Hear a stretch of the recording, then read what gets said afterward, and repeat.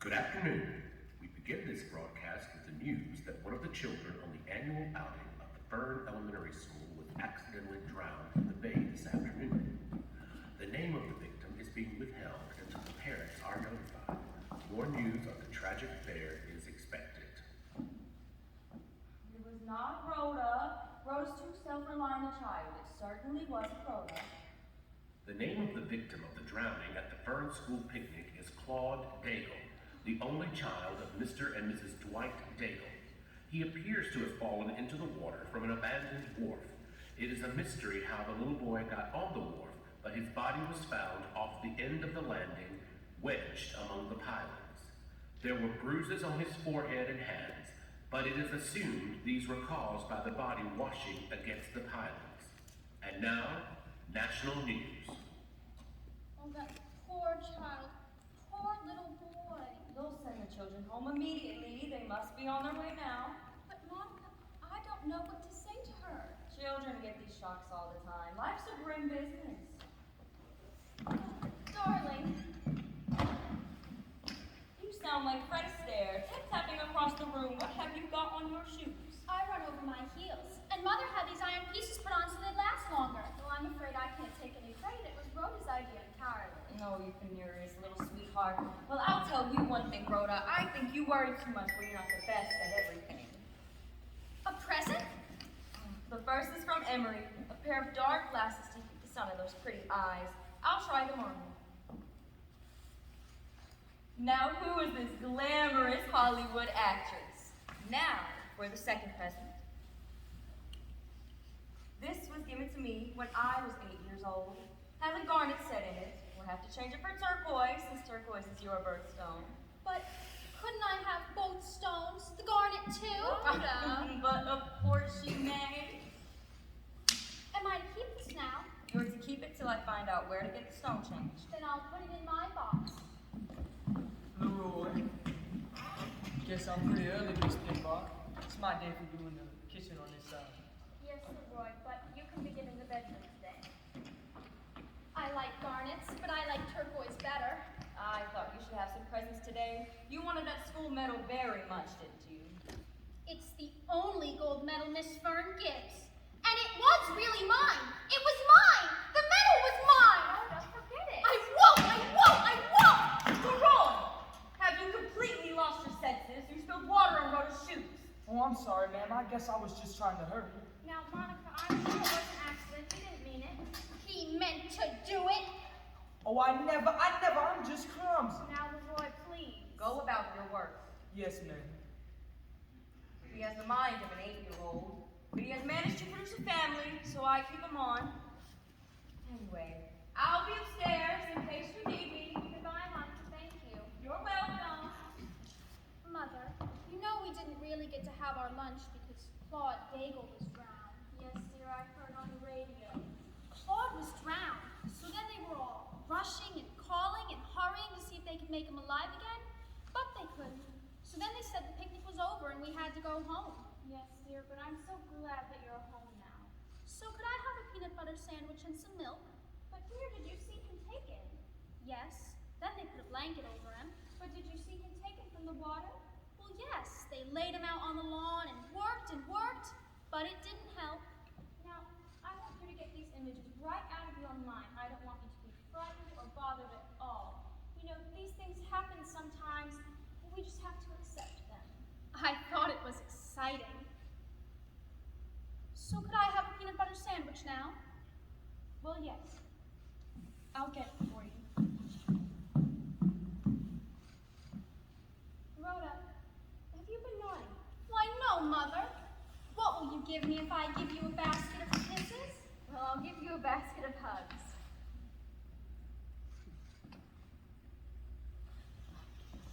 Fern, I've been meaning to come see you. I got your note. We're in such distress. All of us at the school. We suffered such a blow losing one of the children that way. I hope you'll forgive us for going over and over things. Well, I believe that everyone has been puzzled and worried and frightened.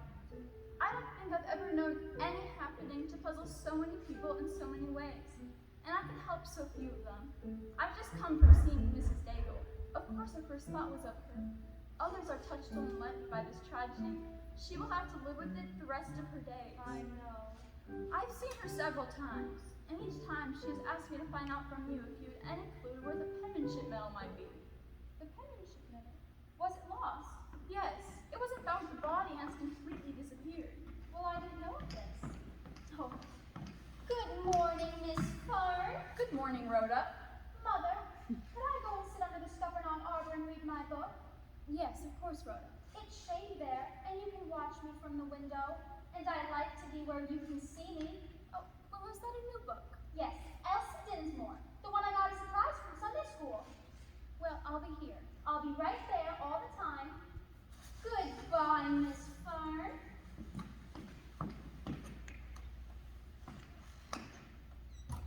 It did occur to me that Rhoda might have mentioned a detail or two that she hadn't remembered when talking with me. You see, she was the last to see the little Dagger boy alive. Are you sure of this? Yes. Well, I hadn't realized. About an hour after they arrived at the estate, one of our older people saw Rhoda coming on the Dagger boy at the far end of the ground. The boy was upset and crying, and Rhoda was standing in front of him, blocking his path. The older girl was among the trees, so neither child saw her. She was about to intervene when Rhoda shoved the boy, snatching at his middle. Then he broke away, running down the beach in the direction of the old wharf where he was later found. Rhoda followed him, not running, just walking along, taking her time, the older girl said. But has it occurred to you that the older girl might not be telling the truth?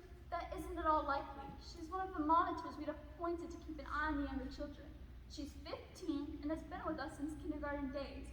No, Mrs. Penmark, she's telling precisely what she saw. We know her well. And this was the last time that Claude was seen? Yes, a little later. It may have been around noon.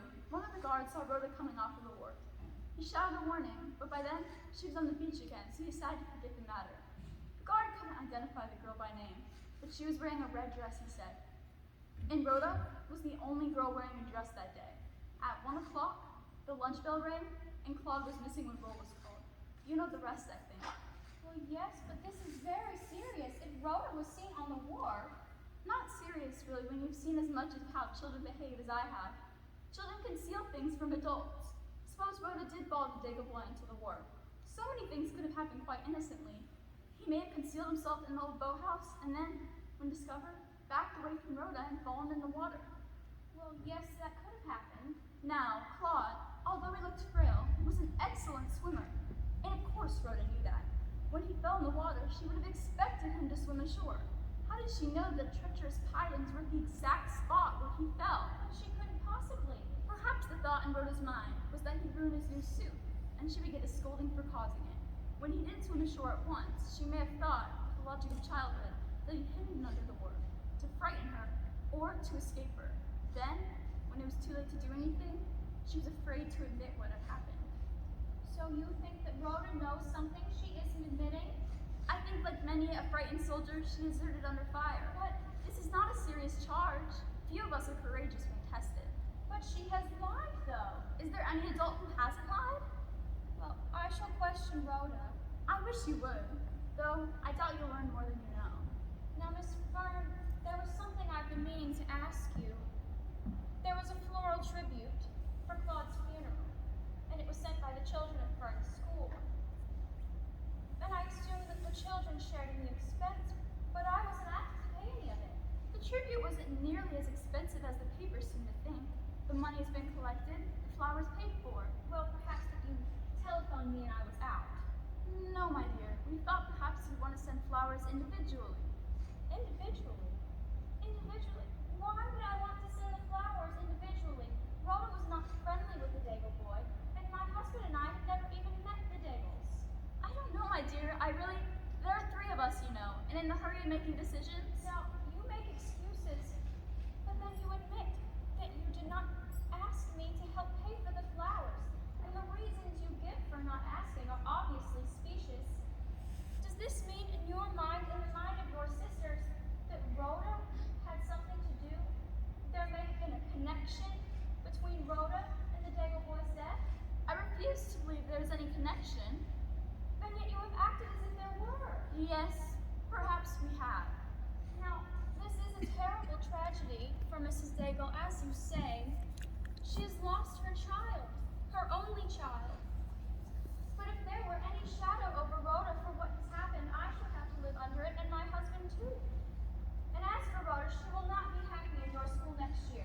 No, she would not. And since she would not, we'll make the decision now that she will not be there. So there is a shadow over her. And you have already made that decision? Yes, we have made that decision. But you can't tell me why. I think her behavior in the matter of the medal would be sufficient explanation. She has no sense of fair play. She's a poor loser. She doesn't play the game. But you're not saying that Rhoda had something to do with the Daigle boy's death. Of course not. Such a possibility never entered our minds. I'd better answer that. Of course, my dear.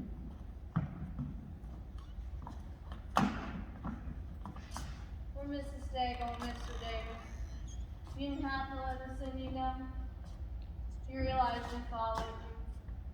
We shouldn't have done it. I'm drunk. I guess you never get a little drunk. Well, you're quite welcome, both of you. May I call you Christine? I always considered Christine such a gentle name. Fortune sounds flat. That's me. Fortune. You're so attractive, Christine. You have such exquisite taste in clothes. But of course you have amples of money to buy one. Please, Hortense. What I came to see you about. I asked Miss Byrne how did Claude happen to lose the medal and she wouldn't tell me a thing. I don't know, Mrs. Daigle, truly. You know more than you're telling. You don't want the school to get a bad name, but you know more than you're telling Miss Butter would have knelt firm. There's something funny about the whole thing. You won't have any more children. No more. Please, Hortense, let me take you home where you can rest. Rest. Sleep. I lie and look at the water where you went down. There's something funny about the whole thing, Christine. I heard that your little girl was the last one who saw him alive. Will you ask her about the last few minutes and tell me what she said?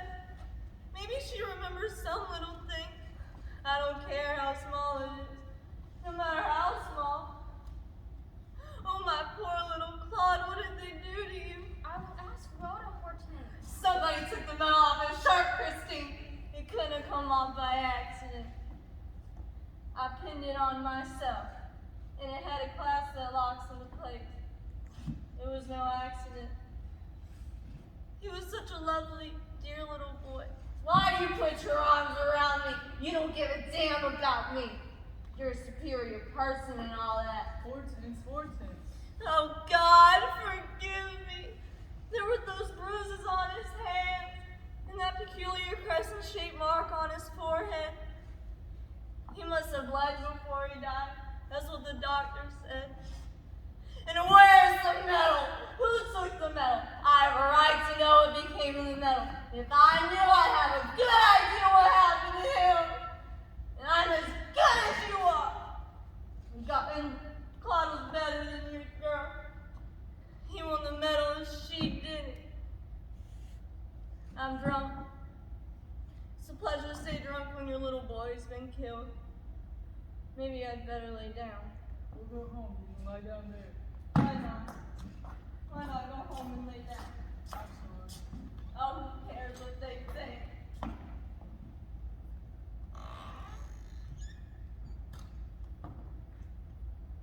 That poor woman. I've tried to think of anything I can say, but nothing helps. Goodbye, Mrs. Penmark. Goodbye, Mrs. Burke.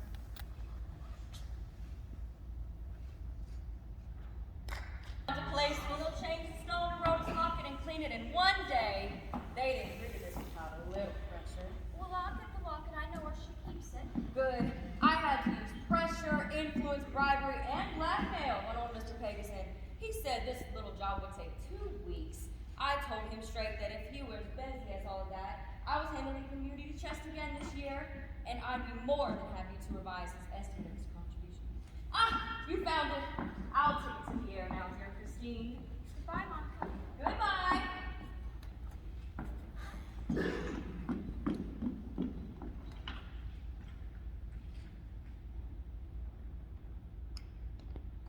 Did you want me to come in, Mother?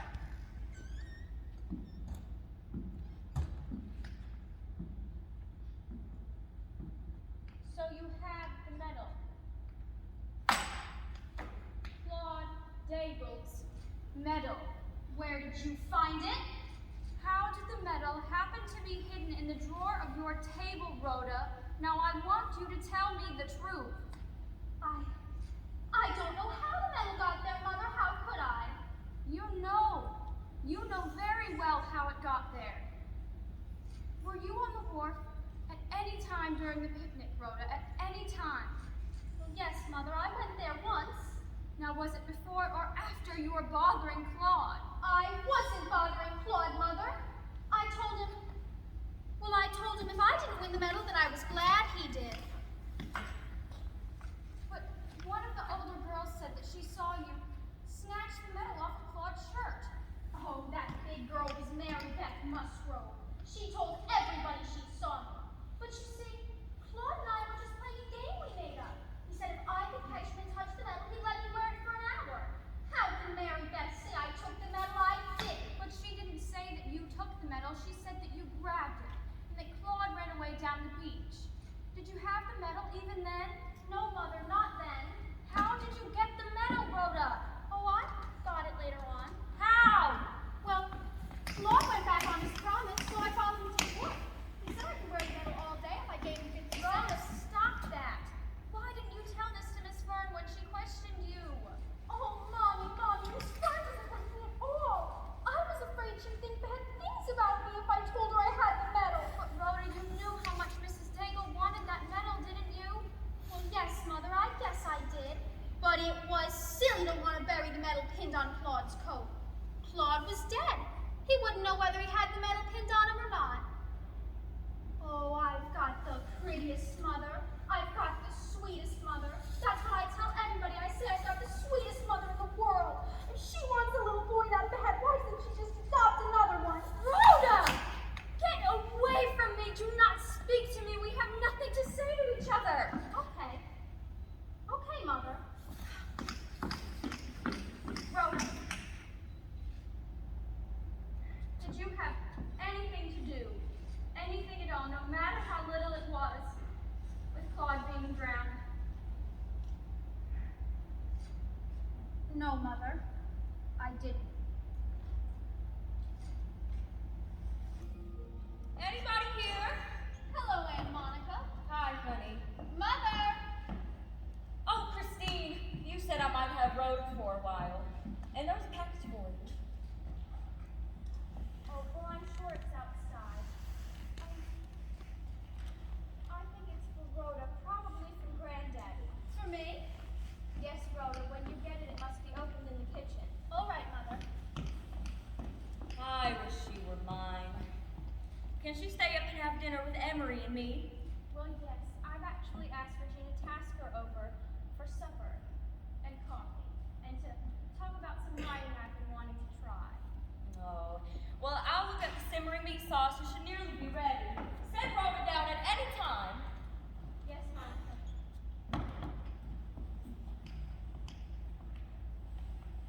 Well, I think that Grandfather's coming.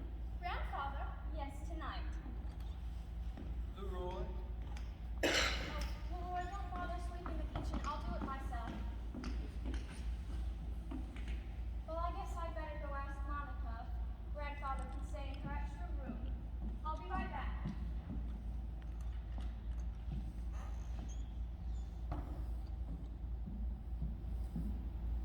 Oh, there she sits at her little table, doing her little puzzle, looking cute and innocent like she wouldn't melt butter. She's that cool. She can fool some with that innocent look she can put on and on. But not me. Oh, not me. Not even part. You don't like to talk to nobody smart. You only like to talk to people you can fool. Like your mama and Miss Breedlove. Go empty the garbage. I know you made a bed in the garage and you sleep behind the old couch where nobody can see you. Well, I got your number, miss. And I've been hearing things about you that ain't so nice. I heard that you beat up that poor little Claude in the woods. Heard you run him off the wharf. He was so scared. If you tell lies like that, you won't go to heaven when you die. I know what you done to that boy when you got him out on the wharf. What did I do if you know so much? You picked up a stick And you hit him with it. You hit him because he wouldn't give you that medal like you told him to. Now, I thought I'd met some mean little girls in my time, but you're the meanest. Do you want to know how I know you're mean? Because I'm smart, and I'm mean. And you're smart, and you're mean. And I never get caught, and you never get caught. Nobody believes anything you say. I know what you done after you hit him with that stick. You rolled him on down the wharf after you jerked that metal right off his shirt. You don't know anything. None of what you said is true. Then you took that bloody stick and you washed and washed. And then you threw it in them woods where you thought nobody could see it. I think you're a very silly man. No, it was you that was silly, because you thought you could wash off blood, and you can't. Why can't you wash off blood? Because you can't. You can wash and wash. There'll always be a little bit left. Everybody knows that. I'm gonna call the police and tell them that there's a stick in the woods. They got what they call them stick bloodhounds. And them stick bloodhounds can find any stick there is that's got blood on it. And when they bring in that stick you wash so well, they'll sprinkle special blood powder on it. And that boy's blood will show up.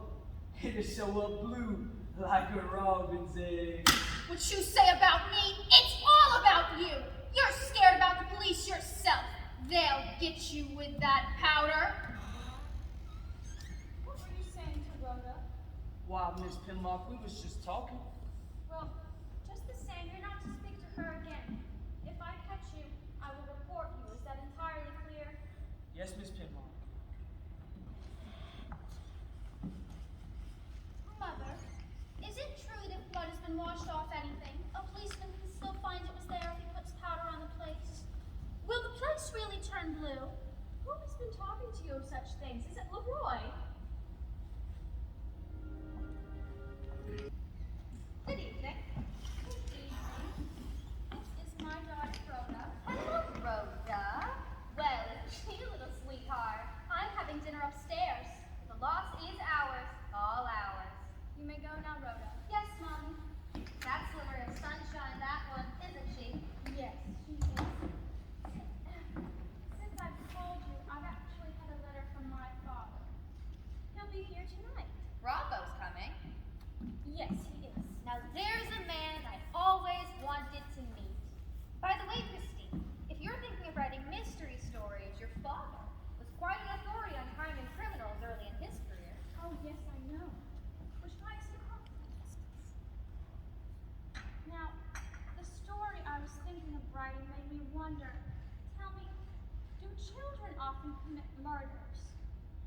Or is crime something that's learned gradually and grows as the criminal grows up? So only adults do the truly dreadful things. Well, I have thought about that. Yes, children have often committed murders, and quite clever ones too. Some murders, particularly the distinguished ones who will go on to make great names for themselves, start amazingly early. Oh, but they grew up in the slums or among other criminals, and they adapted with their environment. Well, I wonder who that could be.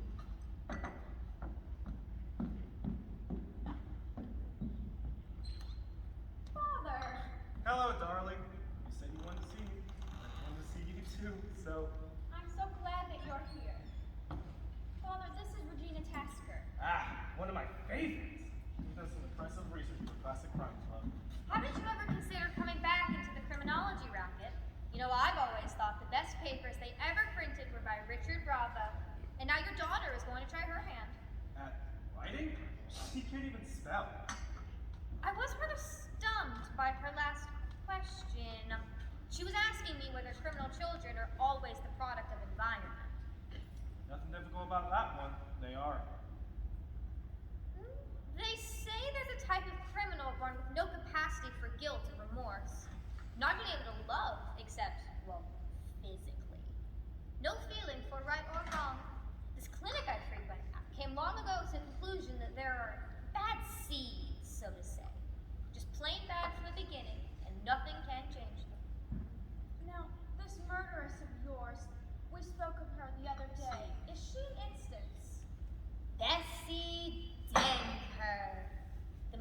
amazing woman in all the annals of homicide.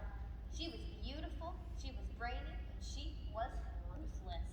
She never used the same poison twice. Her own father, for instance, died of rabies, contracted supposedly from a bad dog. It just so happened that all his money went to Bessie. Was Bessie a bad seed? Well, yes, I should say so. Because when the full story of her career came out, it was realized that she must have started at the age of 10. Oh, isn't that so, Mr. Bravo? I remember you covered all of her trials. I've forgotten all about those gloomy cases. Now, how did she end? She disappeared. Just vanished. No, wait a minute. Wasn't there some child, a little girl? Never heard of one. Well, would she have been better off if she died young? Perhaps so. And on that merry note, I shall take my leave. Good night. Well, I'll call you early in the week, Regina. Good night, Miss Tasker.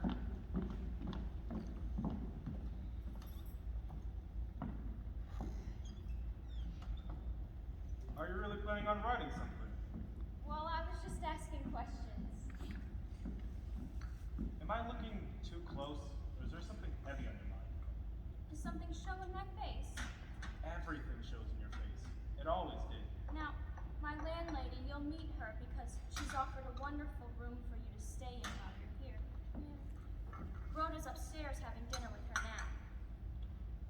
You were going to come out with something. Well, I confessed to her that I'd always been afraid of being an adopted child.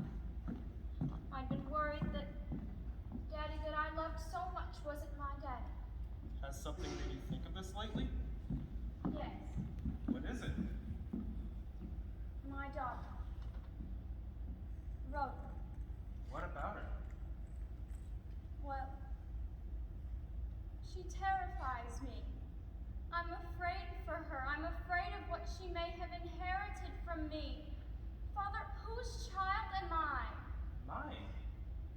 But, Daddy dear, don't lie to me. I told you of a dream. Whose child am I? For my sake and for Rhoda's, you must tell me. What has Rhoda done? I don't know, but I'm afraid. It cannot be inherited. It cannot. Now, you don't have to say any more.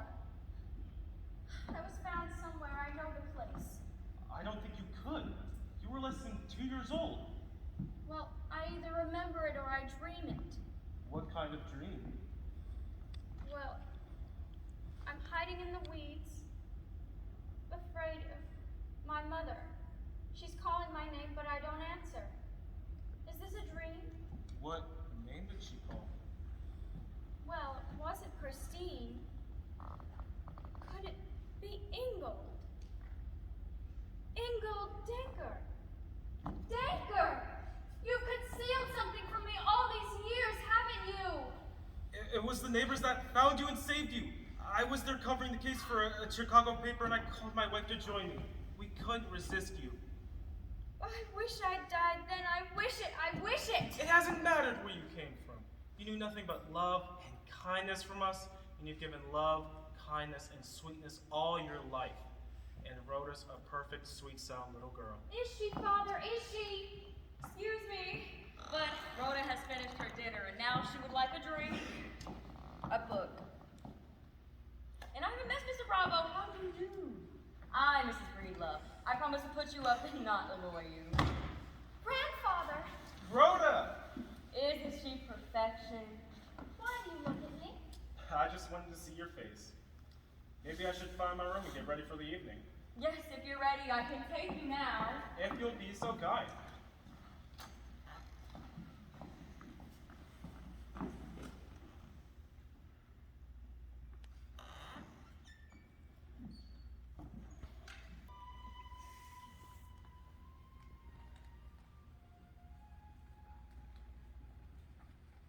What are you doing? Nothing. Is that for the incinerator? Well, yes. What is it? It's just some things you told me to throw away. Let me see what's in the package. No. Rhoda, let me see. No. Let me see what's in the package.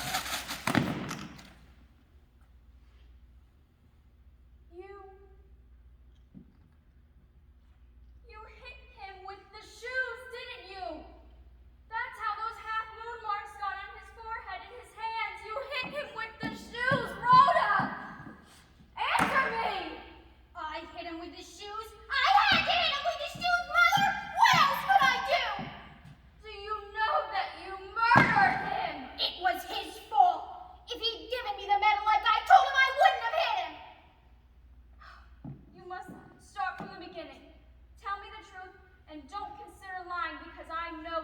killed him. But I can't, Mother, I can't tell you. Rhoda, I want you to...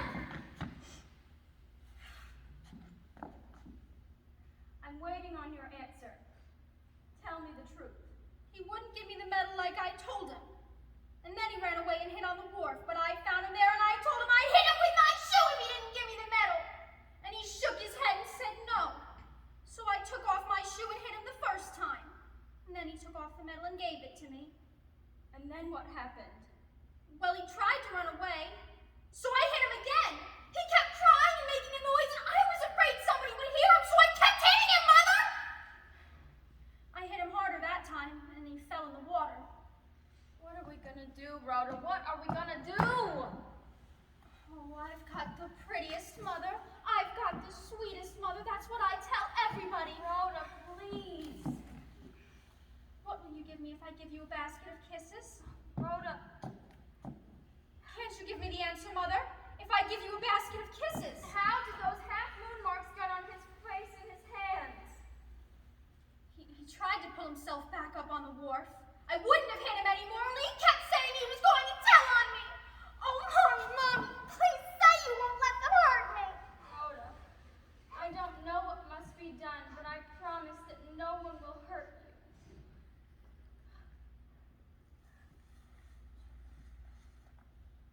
I promise that no one will hurt you. Let's go to my room. Now, Rhoda, promise me that you won't tell anyone what you've told me. Why would I tell and get killed? Rhoda, what happened to old Miss Post in Baltimore?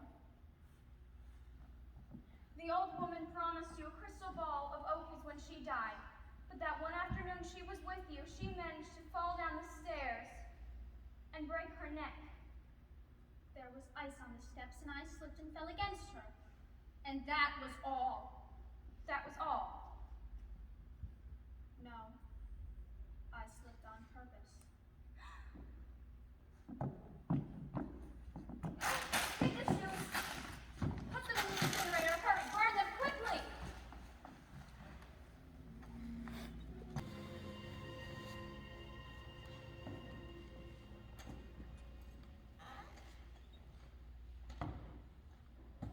I found out about one lie you told. There's no such thing as stick bloodhounds. I'm not supposed to talk to little Miss Goody Goody. Then don't. Where's your mom at? Upstairs.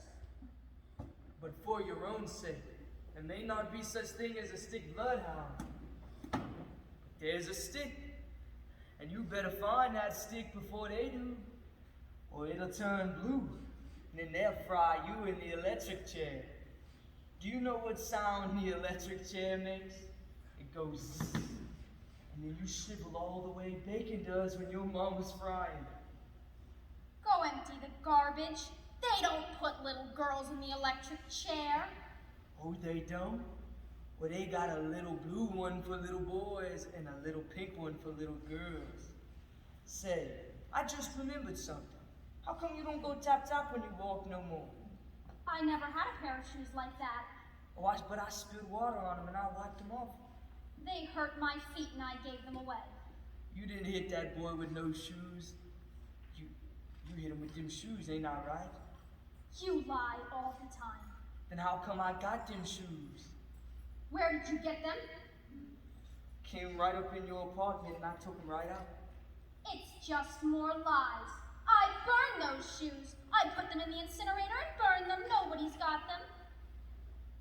Well, listen to this and figure which one of us is the silly one. I was down in the basement. I was working, and I hear them shoes coming rattling down them pipes. I opened the door quick and sure, they're scorched some, but there's still plenty left to turn blue. Plenty left to put you in the electric chair. Give me those shoes back. Oh no, I got them shoes hid where nobody but me can find them.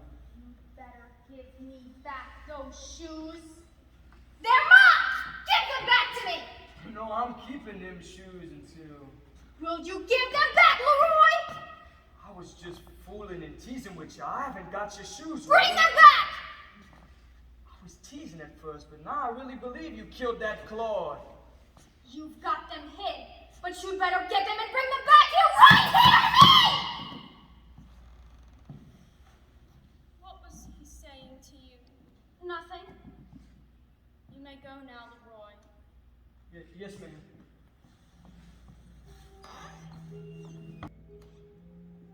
Look what I've got for you, Rhoda. The garnet and the turquoise too. Thank you, Aunt Monica.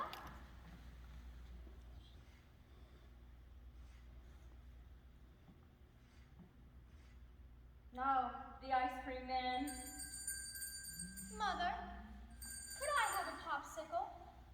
Yes, Rhoda, get the money from my purse. It's on the table.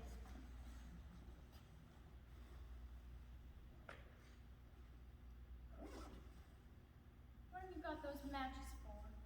I guess I just wasn't thinking. Well, I'll take them, please. Oh, Christine, you don't mind if I'm nosy and ridiculous, but you haven't been yourself lately. Does it show to other people? Do you sleep enough? Well, no, not always. You must have some sleeping pills. That much we can do. Now, I won't bother you anymore, Christine, but know that I love you truly and deeply, my dear. Well, thank you, Monica. What was that? It sounded like somebody shouting fire. It sounded close by. There's a fire! Help him! It's Leroy! He's in his basement! It's Leroy! Who was that shouting? I don't know, Mother.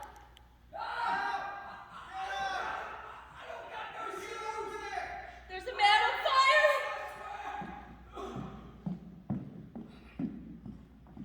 Oh, his clothes are burning. His hair is burning. He's lying still. I should have known it was coming. How could I be so blind? Christine, you aren't making any sense. How can she play that music now? Tell her to stop that tinkle. How can she play it? I can't bear it. She's driving me mad, Monica. What is it, Christine? What is it? It's heartless. I can't bear it. I can't, I tell you. Trying to make sense, dear. Tell her to stop that music! Is Mommy sick, Aunt Monica? Oh, now don't you let me Christine, please, she's only a child. Christine, please be sensible. Christine, Christine, what has she done? It's not what she's done. It's what I've done. What does she mean, Aunt Monica? I don't know. She better come upstairs and have lunch with me. Come over. Will you be all right? Yes, I'll be all right. Only the screaming goes on and on. We'll come down for you when you're calmer.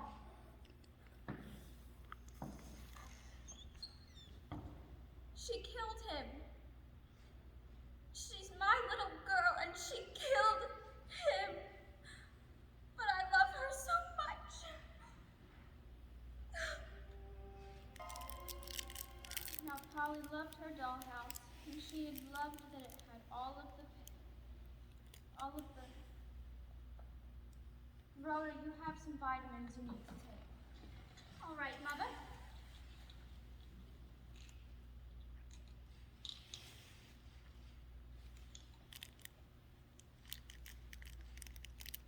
Swallowing pills is just a trick. Yes. And you're very good at it. Do you love me, Mother? Yes. Will you read more now? Yes. But you must take more first. So many. Yes, they're a new kind. I am to take them too.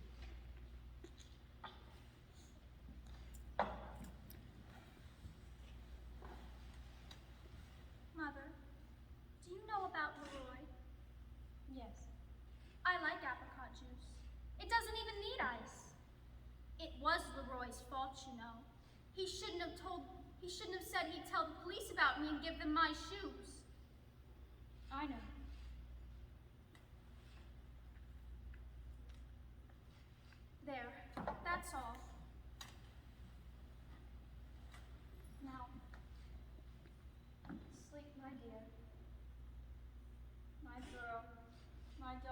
one that I love. I shall sleep too.